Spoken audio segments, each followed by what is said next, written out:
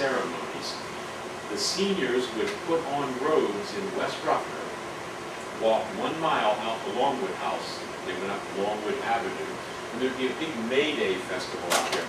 It went on into the 1960s, and these photographs are taken from the 1960s. It was sort of like Oktoberfest, except it was in the spring of the year instead of the fall of the year. And there'd be a May court, and they would stage productions of various sorts, which were authored and choreographed and presented by Longwood students. It was a pretty big deal. This all stopped before I got here, so I never saw it myself. Right behind Longwood House, behind the dell, there's a little cabin. You're allowed to rent that cabin now if you're an authorized student organization. You have to pay $35 and it's leased. And if you clean it up and turn the key back in, then you're supposed to give you $35 back.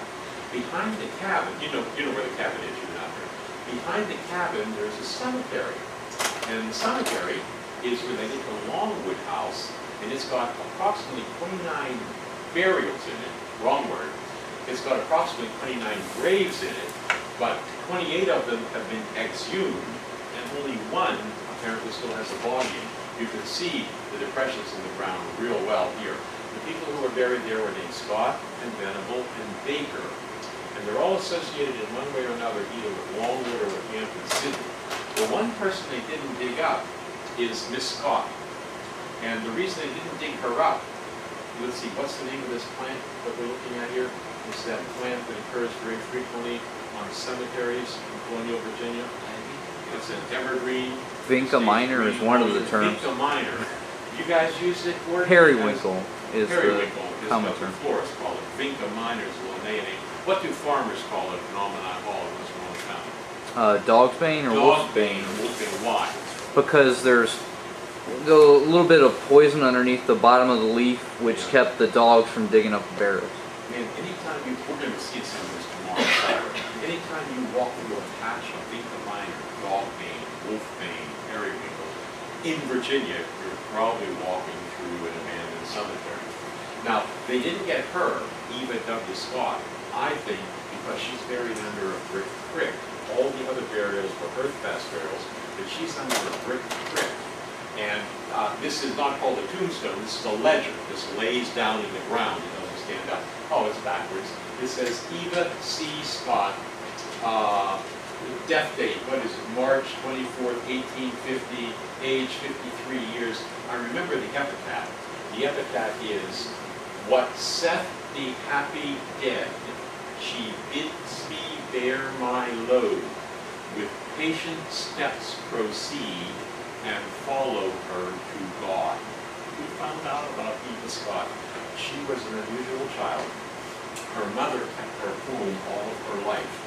I don't think she was actually locked in the attic or anything like that, but she was the last of a large number of children in the Scott family in the 1830s and 40s, and apparently there was something unusual about her. This is suggested in several articles in the Farmville Mercury about the fact that Mrs. Scott is so kind to Eva, who needs all the kindness, that she didn't get her words to that effect. In other words, I think there was something wrong with her, either cognitively, behaviorally, or physically, or both.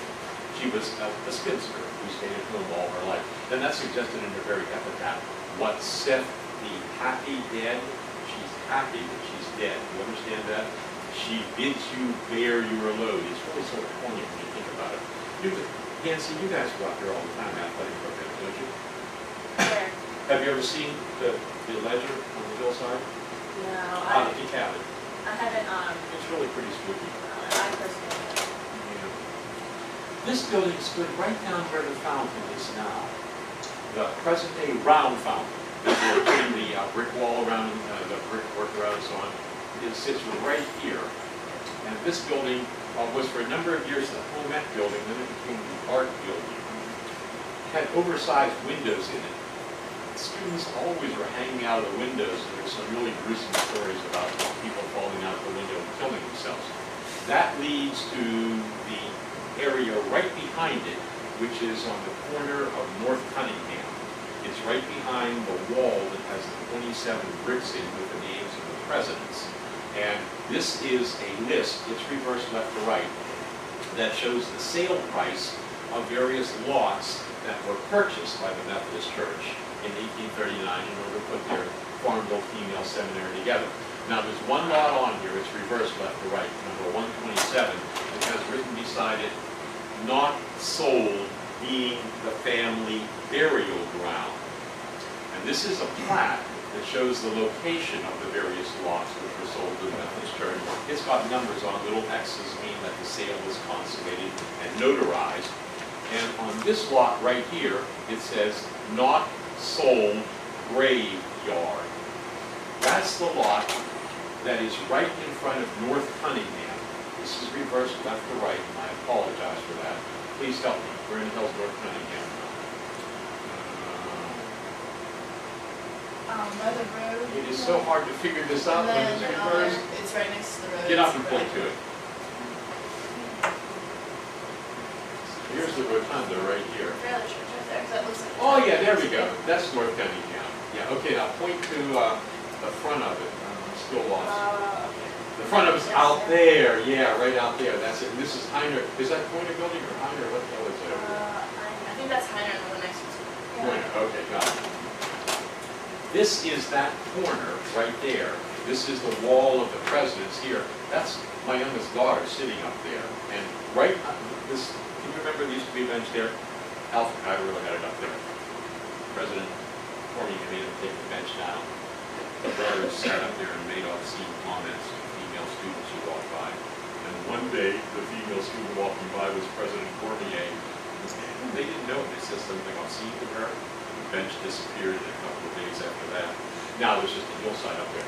At any rate, where that bench sat, right underneath the front of North Cunningham, there are an unknown number of people buried.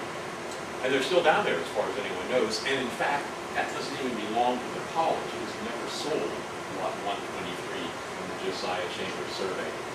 This girl took a picture in her room. She didn't take it, someone did, of her in her room.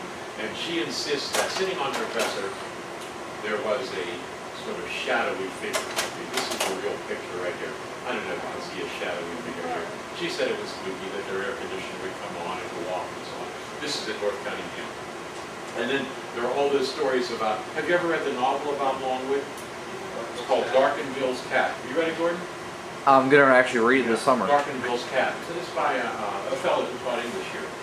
Remember his name? Alexander Thoreau from Alexander 1969 to 1973. Well done. I never saw him. He was gone when I got here. He used to wear a black robe all the time. This was hippie time. He used to have flowing black hair, and he drove a little Morris Minor car to go around town. People said he looked like a vampire. He hated Longwood. He fell wildly in love with a beautiful freshman in his first semester of freshman English class. They dated illegally for 2 years. She consented to marry him. He went to England that third summer. What was he doing in England, Gordon? That I don't remember. Renting an old abbey in which to have a wedding. He was a very romantic dude, which understand. He came back here, and she said, I changed my mind. Oh. And he went crazy. Then he regained his mind, and he wrote a novel called Darkenville's Cat. It's about your school and about Farmville. You can still recognize all of the buildings. He changes the name slightly. And until recently, you could recognize several teachers who were still here. All of them have now retired, however.